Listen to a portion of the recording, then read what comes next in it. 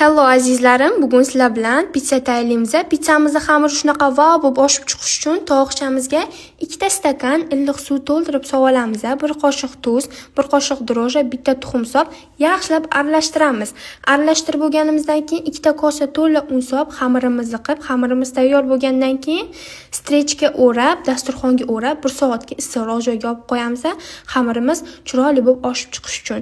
Xamirimiz oshib chiqqandan keyin xohlagan shaklda yoyishingiz mumkin, lekin 180 gradusda xamirni o'zini yoyib pishirib olishingiz kerak, chunki ichi pishmay qolishi mumkin yoki shilimshiq bo'lib qolishi mumkin. O'shaning uchun pishirib olganingizdan keyin xohlagan masallig'ingizni qo'yishingiz mumkin.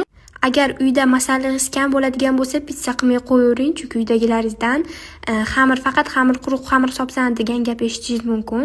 Endi pitsamizga keladigan bo'lsak, uyimizdagi bor masallig'ni solganmiz. Agar masallig'ingiz